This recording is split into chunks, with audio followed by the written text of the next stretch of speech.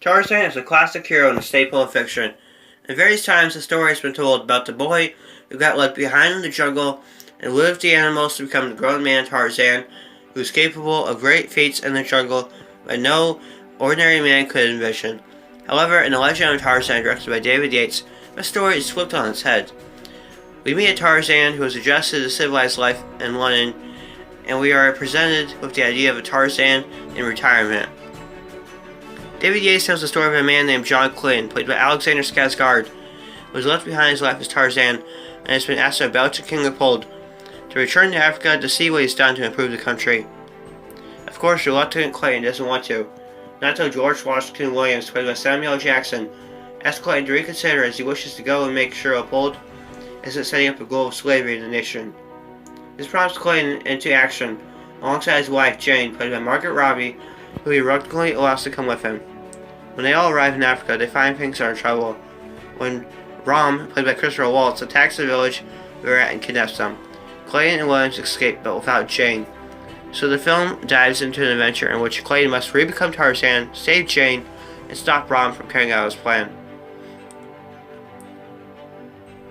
The story is told with a plethora of great talent.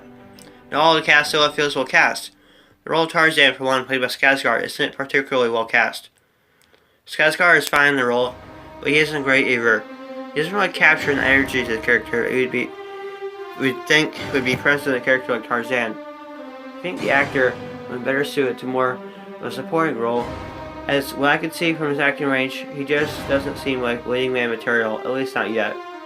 The actress that portrays Jane, Margaret Robbie, does a terrific job though in bringing to life the character of a person who is in love with the wild man of the jungle Tarzan, who is left behind his old ways and desperately wants to return to the old way, which is her husband to that point.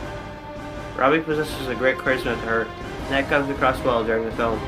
Every time she has an interaction with any of the characters, the scene is the better for it due to her magnetic personality she brings to the screen. Samuel L. Jackson is a blockbuster talent, and he really brings it to the film as George Washington Williams. The man may be getting up there in age, but it doesn't show in this action adventure as he keeps up with the main characters. What Jackson does is bring a compelling performance to the film and delivers charisma at a crowd-pleasing level, which he has demonstrated he is capable of doing numerous times over the years. Another weak link in the cast is Rom, played by Christopher Waltz. Even though Waltz plays a character with a commanding presence, there really doesn't seem to be any clear or strong motivation clearly emphasized for his villainy and a lack of depth to his character overall. If Waltz had been given better material to work with, perhaps the villain Rom could have really shined.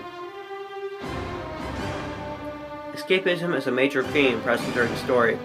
Tarzan, now John Clayton at the beginning of the movie in London, has gone back to that civilized way of doing things, and more accurately for the first time embraced that way of life.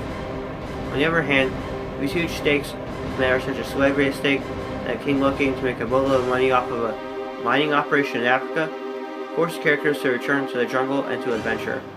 In this way, escapism is brought in, with Clayton's husband Jane desperately wanting escapism from the dull, ordinary life that London brings. George Washington Williams, who wanted to stop potential slavery operations, inherently wanted to do something bigger than himself and make a difference.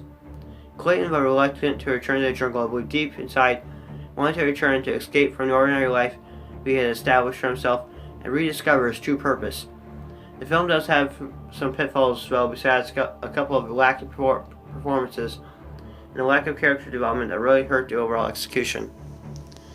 The story isn't as cleanly laid out as it could have been, with pacing hitting different beats sometimes. The writers could have fixed this by taking away some of the flashbacks and really focusing on the core conflict at hand. The action, while entertaining, many times included CGI, which didn't look very realistic. This is a distraction, and I would have much preferred an organically shot movie that would look like putting all the actors in front of a plethora of green screens. In the end, the biggest detriment to the plot is the central conflict, the villain, which was lacking. Ron was mainly used as a guy who kidnapped the girl, shot Tarzan, and so on, without really going in depth and creating a compelling, contrasting character to Tarzan to really ignite the story. After all is said and done, though, why does it matter what message is this film sending?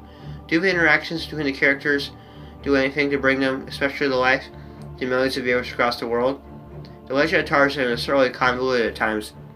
lacking inconsistent pacing and character development across the board, but does clearly deliver the message that escapism is a good matter, whether the audiences see that through the presentations of the action and the actors and the characters, or the symbolism of the story that the audience is themselves can transport themselves to another way of life, to another way of doing things, that they could truly find another purpose in their life, a chance for redefinition.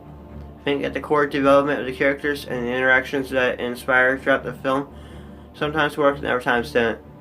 I don't think that this movie will be one that people think of as the one that brought to life the idea of a man who defies civilization, of a wild man, of Tarzan, to audiences across the world. But I do think that this is a movie that is fun and is very entertaining, and it has a great cinematic experience overall to be gleaned from it. Overall, I believe The Legend of Tarzan is an okay film, which is still exciting, but fails to engage fully and lacks the stakes necessary for the characters to really come to life to the audience. I'm assigning this film a score of 6.5 out of 10.